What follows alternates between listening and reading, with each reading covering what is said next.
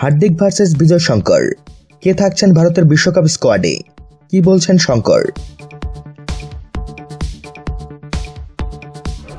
সবাইকে গল্প কথা ইউটিউব চ্যানেলে স্বাগতম। বিনোদন ও স্পোর্টসের এরকম আরো নিউজ পেতে আমাদের চ্যানেলটি সাবস্ক্রাইব করুন ও বেল বাটনে প্রেস করুন। হার্দিক পান্ডিয়া ও বিজয় শঙ্কর দুই অলরাউন্ডারই কি থাকবেন বিশ্বকাপে ভারতের স্কোয়াডে? এমন সম্ভাবনা তৈরি হয়েছে আচমকাই।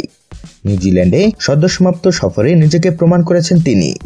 অস্ট্রেলিয়ার বিরুদ্ধে আসন্ন টি-20 ও একদিনের সিরিজের স্কোয়াডে রয়েছেন বিজয়। বিশ্বকাপের স্কোয়াডে এর আগে একজন পেসার অলরাউন্ডার হিসেবে হার্দিককে নিশ্চিত দেখাচ্ছিল, কিন্তু জাতীয় নির্বাচকদের দ্বিধায় ফেলে দিয়েছেন বিজয় শঙ্কর। যদিও তিনি নিজে বিশ্বকাপে খেলার লক্ষ্য সামনে টাঙিয়ে রাখছেন না। হার্দিকের সঙ্গে খেলার ব্যাপারে বিজয় শঙ্কর সাফ বলেছেন, নিউজিল্যান্ডে আমরা যখন দুজনই একসঙ্গে খেলেছিলাম তখন প্রচুর কথাবার্তা হয়েছে। বিভিন্ন পরিস্থিতিতে কিভাবে বল করতে হবে তা নিয়ে ভাবনার আদান প্রদান ঘটেছে।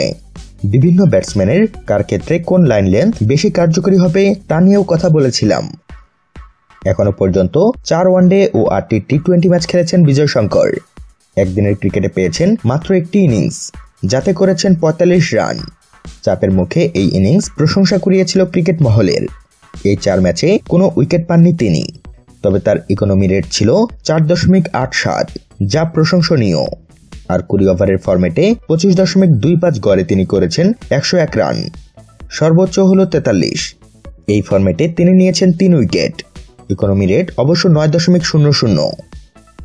বিজয় সাফ বলেছেন, ব্যক্তিগতভাবে এখনো বিশ্বকাপের ভাবনা মাথায় রাখিনি।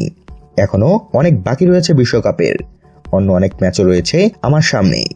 আমাকে কি করতে হবে তাতে ফোকাস রাখাই সবচেয়ে গুরুত্বপূর্ণ। বিশ্বকাপের কথা এখন মাথায় না রাখলেও চলে। আর আমি সাধারণত নির্বাচন নিয়ে বেশি মাথা ঘামাই না, নিজের কাজেই নজর দেই। চেষ্টা করি নিজের কাজটা 100% করার।